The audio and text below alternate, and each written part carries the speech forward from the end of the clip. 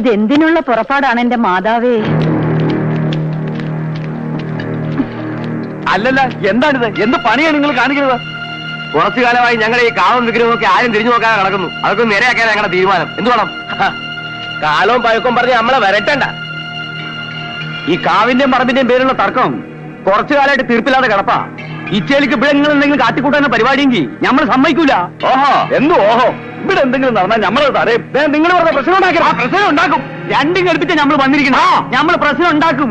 ആഹാ, എന്നാ ഒന്ന് കണ്ടിട്ടേ കാര്യം. കേറി കുട്ടിയുടെ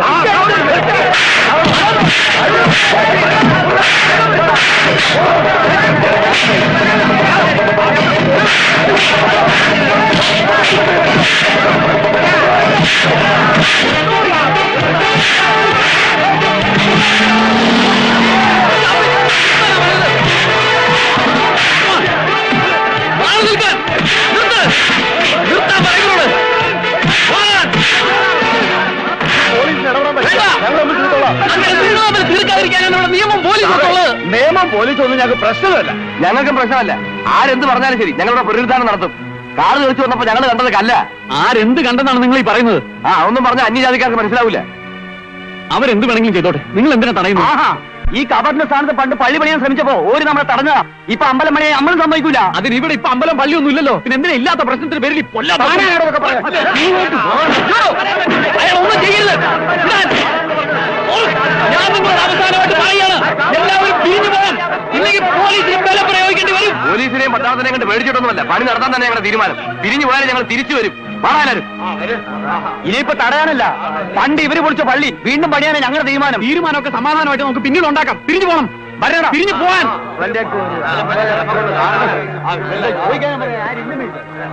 തൽക്കാലം നമ്മൾ ഒരല്പം സംയമനം പാലിച്ചേ തീരും. Since this is too volatile an issue.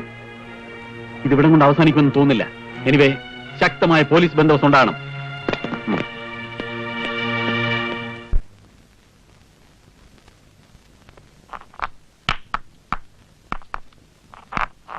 അമ്പലത്തിന്റെയും പള്ളിയുടെയും കാര്യം പറഞ്ഞ് ഇവിടെ എല്ലാരും ഇനി മനുഷ്യർക്ക് കിടക്കപ്പുറത്തി തരികയില്ല. നിങ്ങളുടെ ജാതിക്കാരുടെ കാര്യം വരട്ടെ, അപ്പൊ അറിയാൻ ചൊറിയോന്ന്. എന്തിനാണ് കല്യാണി ഞമ്മള് പെണ്ണുങ്ങൾ വേണ്ടാത്ത വർത്താനം പറയാൻ നിൽക്കുന്നത്? ഞങ്ങൾക്ക് ഇത്തിരി ചേരുണ്ടായിട്ട് ഒരു ദൈവകാര്യത്തിന് ഇറങ്ങിയിട്ട് അപ്പൊ കണ്ടില്ലേ കമ്പും വടിയൊക്കെ ആയിട്ട് നിങ്ങളുടെ ജാതിക്കാര്. കമ്പും വടിയായിട്ട് വന്നെങ്കിലേ ഞങ്ങളുടെ ജാതിയിൽ ഉശിരുള്ള ആണുങ്ങൾ ഉണ്ടായിട്ട്. അവിടെ ഒരു ഉശിര് തണ്ടും തടിയുള്ള ആണുങ്ങൾ ഞങ്ങളുടെ ഓട്ടത്തിൽ ഉണ്ടെങ്കിൽ എടുത്ത് മടി വെച്ചോ. ഇവിടുത്തെ അറിയാൻ ചെയ്ത് വേണ്ട നിങ്ങൾ ഈ വർത്താനം. അല്ലെങ്കിൽ ആരാണ്ട് വരുന്നു നിങ്ങളുടെ അറിയത്തിരിക്കാൻ. വാടി എല്ലാവരും. അവര് നസ്രാഴ്ച മാപ്പിളച്ചികൾ ഒന്നിച്ചിരിക്കട്ടെ. വാലും തലയിലൊക്കെ മനുഷ്യര് എല്ലാം പോയി വിടുന്നു. മനുഷ്യനെ തിരിച്ചറിയാൻ വയ്യാത്ത വർഗ്ഗാലവലാദികള്. അല്ലോ ഇപ്പൊ എണ്ണം അതിന്റെ അവിടെ കാട്ടുന്നത്.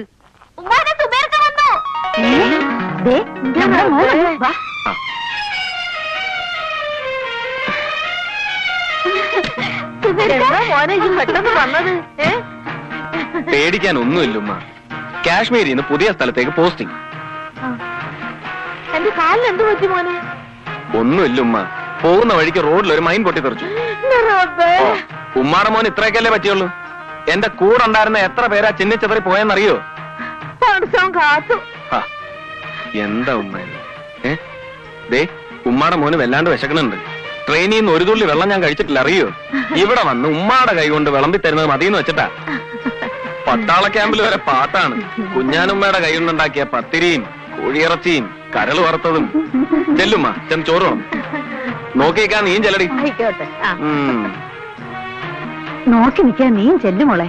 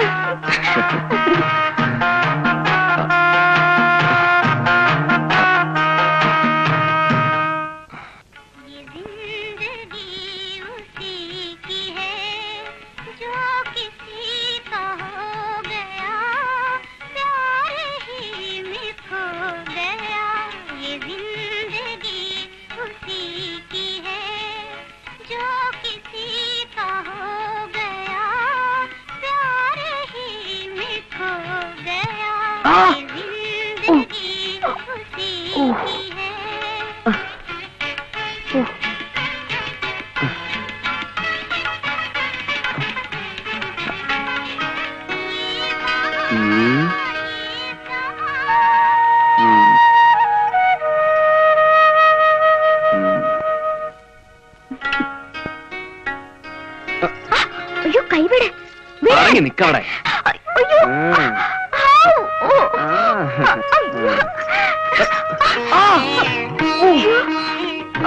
അങ്ങനെ മെരുകിയിരിക്കും അവിടെ. വേദനയുണ്ടോ? വേദനയുണ്ട്, പക്ഷെ സാരമില്ല. ഉമ്മ നാഴികയ്ക്ക് 40 വട്ടം റബ്ബിനെ വിളിച്ച് പ്രാർത്ഥിക്കുന്നോണ്ടാ തടി രക്ഷപ്പെട്ട് കിട്ടിയത്. പ്രാർത്ഥന ഉമ്മായിക്ക് മാത്രമൊന്നുമല്ല. ഓഹോ, നിന്റെ പ്രാർത്ഥന നിന്നെ എത്രയും വേഗം കെട്ടി ഞാൻ കൂടെ കൊണ്ടുപോകണമെന്നല്ലേ? ഇപ്പോഴേ ചാടിക്കേറി എന്തെങ്കിലും ചെയ്താലേ എന്റെയും നിന്റെയും താഴെയുള്ളവർക്കൊക്കെ പേരുദോഷവും. ആദ്യം അവരുടെയൊക്കെ കാര്യം കഴിയട്ടെ. എല്ലാവരുടെയും കാര്യം കഴിയുമ്പോഴേക്കും നമുക്ക് മൂക്കി പല്ല് വരും. ഈ മൂക്കിലെ 2 പല്ലൂടെ കിളിർത്താൽ നല്ല ചേലുണ്ടാവും നിന്നെ കാണാൻ. കളിയല്ലേ കേട്ടോ, എനിക്ക് പേടിയാ. അമ്മച്ചി ഇപ്പൊ തന്നെ പൊന്നിന്റെയും പണത്തിന്റെയും ചിട്ടി പിടിക്കുന്നതിന്റെ ഒക്കെ കണക്ക് പറഞ്ഞു തുടങ്ങിയിട്ടുണ്ട്. ഇച്ചായനോടൊന്ന് സംസാരിക്കണം, ഇല്ലെങ്കിൽ എന്നെ വേറെ കെട്ടിച്ചു വിടും. ഓ, നിന്റെ ഇച്ചായനൊരു പോങ്ങന. അവനോടല്ല, ഗോപാലകൃഷ്ണനോട് സംസാരിക്കാൻ. അവൻ എഴുതിയ കത്തിൽ ഞാനൊന്ന് സൂചിപ്പിച്ചിട്ടുണ്ട്. അവന് നമ്മുടെ കാര്യങ്ങളൊക്കെ അറിയാവുന്നതാണല്ലോ. അവൻ വരട്ടെ. അവനാവുമ്പോ എല്ലാവരോടും പറഞ്ഞ് സമ്മതിപ്പിച്ചു. ഒരു പാവം പട്ടാളക്കാരൻ പറയുന്നതിനേക്കാൾ വിലയുണ്ടാവും ഒരു മന്ത്രി പറഞ്ഞ. എന്താ അല്ലേ? എന്താ അവിടെ ഒരു ബഹളം? പിന്നെയും തുടങ്ങിയെന്നാ തോന്നുന്നത്. അമ്പലക്കാരും പള്ളിക്കാരും പറഞ്ഞുള്ള ബഹളം. നീ ഒന്ന് മാറിക്കേ.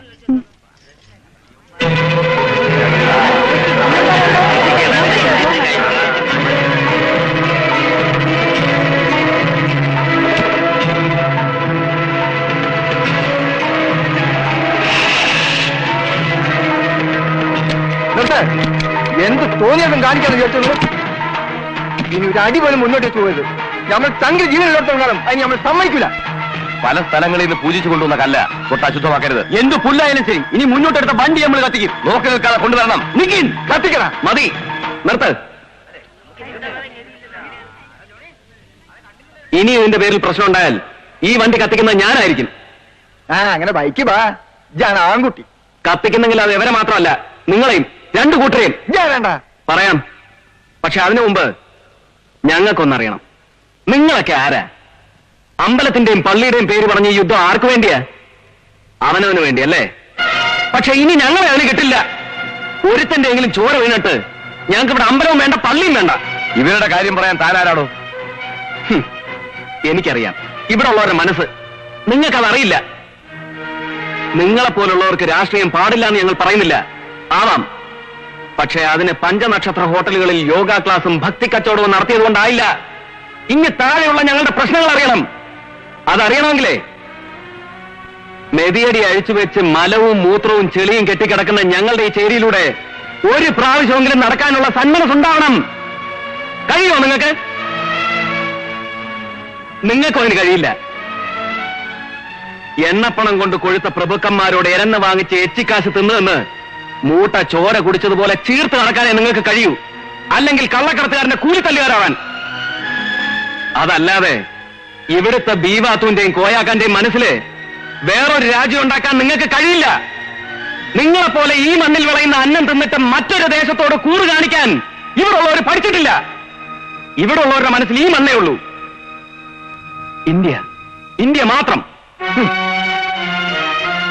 പൊന്നും വെള്ളിയും മാർബിളും കൊണ്ട് പരസ്പരം മത്സരിക്കാൻ നിങ്ങൾ പണിതു വെക്കുന്ന പള്ളികളും അമ്പലങ്ങളും ഉണ്ടല്ലോ, അവിടെ ഉള്ളതിനേക്കാൾ ദൈവസാന്നിധ്യം ഈ ചങ്കിനകത്തുണ്ട്. കർത്താവും കൃഷ്ണനും രാമനും പ്രവാചകനും ഒക്കെ ഇതിനകത്തുണ്ട്. വേണ്ട, ഇനി എന്തിനെങ്കിലും ഒരുമ്പെട്ടാൽ ഇവര് മുഴുവനുണ്ടാവും നിങ്ങളെ നേരിടാൻ. ഇവിടുത്തെ ഹിന്ദുവും മുസ്ലിമും ക്രിസ്ത്യാനിയും എല്ലാവരും ദൈവത്തിന്റെ മുന്നിൽ മനസ്സ് തുറക്കാൻ ഒരു ഇടനിലക്കാരന്റെ ആവശ്യം ഞങ്ങൾക്കില്ല. പോണം, പോകാൻ.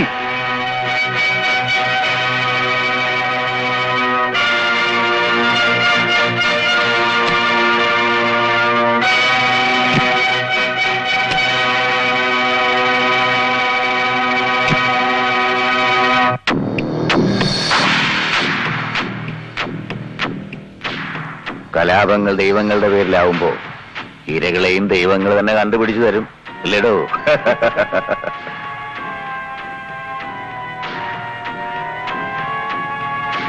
ആഭ്യന്തരമന്ത്രി ഗോപാലകൃഷ്ണന്റെ ഇഷ്ടജനങ്ങൾ, പ്രിയപ്പെട്ടവർ, ബാല്യകാല സുഹൃത്തുക്കൾ, അങ്ങനെ ഇരകൾ ഒരുപാടുണ്ട് ചേരിയിൽ. നാളെ എല്ലാം കഴിയുമ്പോ പിന്നീട് ഒരിക്കലും അവരുടെ മുഖത്ത് നോക്കാൻ അവന് കഴിയരുത്. അവനവനെ ആട്ടിയിറക്കണം, കല്ലെറിയണം. അവനെ ഇന്ന് വരെ സ്തുതിച്ചവർ നാളെ അവന്റെ മുഖത്ത് കാർക്കിച്ച് തുപ്പണം. നമ്മൾ ഉണ്ടാക്കുന്ന ലഹളയിൽ അവൻ ഇന്ന് വരെ നേടിയിട്ടുള്ള എല്ലാ മാന്യതയും കടപുഴകുന്നത് എനിക്ക് കാണണം. കണ്ടേ തീരൂ.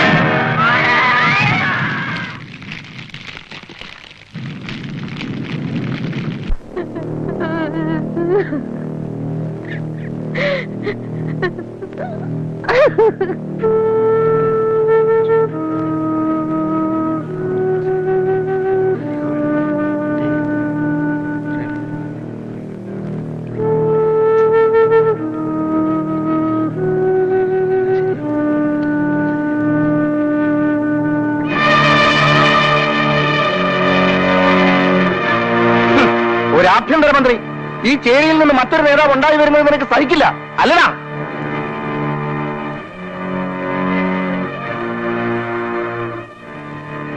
പാവ സുബീർ, ഇനിയും കൂടെ നടന്നടാ. വാടാ പോവാം.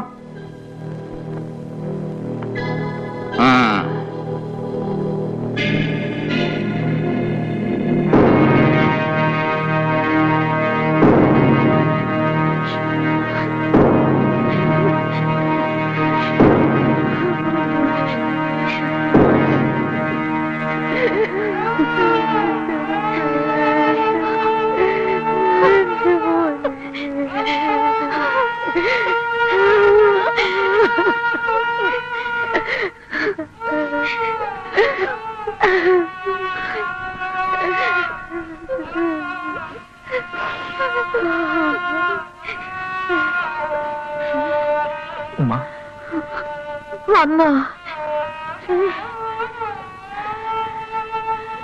വലിയ മന്ത്രി വന്നിരിക്കുന്നു. എന്റെ മോന്റെ മയ്യത്തിലാണ്. വലിയ രാജാവ് വന്നിരിക്കുന്നു.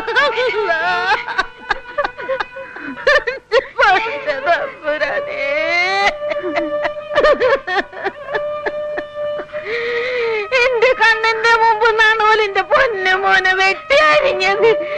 എവിടെ പോയി നിന്റെ പൊലിയൊന്നും പങ്കാളൂ? എവിടെ പോയി?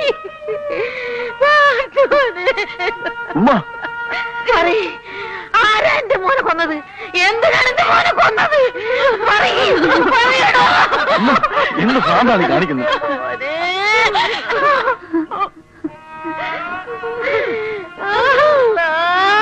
എന്റെ മോനെ കൊന്നവര് പിടിച്ചു കെട്ടാൻ കഴിയില്ലെങ്കിൽ എനിക്ക് തന്നെ കാണണ്ട. പോയിക്കോ, പോടാ, ഇറങ്ങിപ്പോ, പോവാൻ, പോടാ.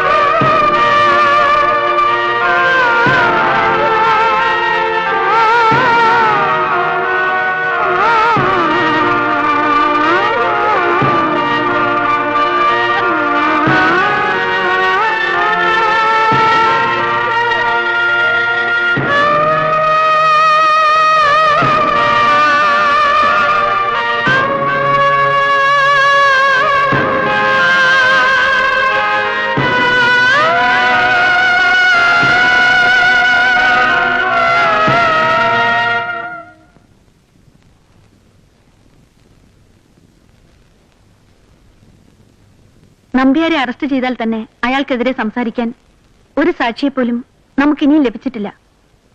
ഇന്നലത്തെ അക്രമത്തിൽ പങ്കെടുത്ത ഒരാളെപ്പോലും ഐഡന്റിഫൈ ചെയ്യാനും നമുക്ക് കഴിഞ്ഞിട്ടില്ല.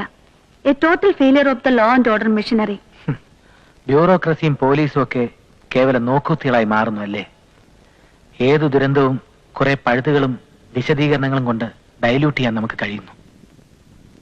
നോ, വ്യക്തിപരമായിട്ടല്ല, അത്രയ്ക്ക് അടുപ്പമുണ്ടായിരുന്നു ഞാനും സുബൈറും തമ്മിൽ. ഒപ്പം പഠിച്ച, ഒപ്പം കളിച്ചു വളർന്ന ചങ്ങാതിയുടെ ജീവൻ പോലും സംരക്ഷിക്കാൻ കഴിവില്ലാതെ.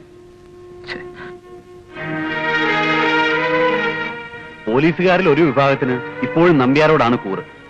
അന്വേഷണത്തിന്റെ പേരിൽ ഇന്നലെ രാത്രി അവർ അറസ്റ്റ് ചെയ്തതും തല്ലിച്ചതച്ചതൊക്കെ ചേരിയിലെ തന്നെ കുറെ നിരപരാധികളെയാണ്.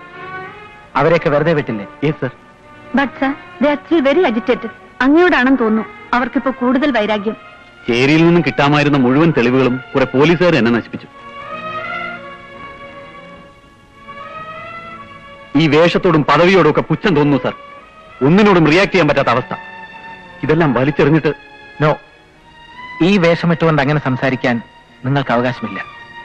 ഒന്നും നിങ്ങളുടെ തെറ്റുമല്ല. ഈ പരാജയത്തിനെല്ലാം ഉത്തരവാദി ഞാനാണ്. അത് ഞാൻ ഏൽക്കുന്നു. ചെയ്യാൻ കഴിയുന്നതും അതിലപ്പുറമൊക്കെ ചെയ്തു തീർക്കാനുള്ള വെമ്പലിൽ ഒരു ചട്ടക്കൂടിനുള്ളിലാണ് നമ്മളൊക്കെ എന്ന സത്യം മറന്നത് ഞാനാണ്. തെറ്റുപറ്റിയത് എനിക്കാണ്. Now I realise it. Thank you. Thank you for everything. Sir, രാജിവെക്കാനാണോ അങ്ങയുടെ തീരുമാനം? യെസ്.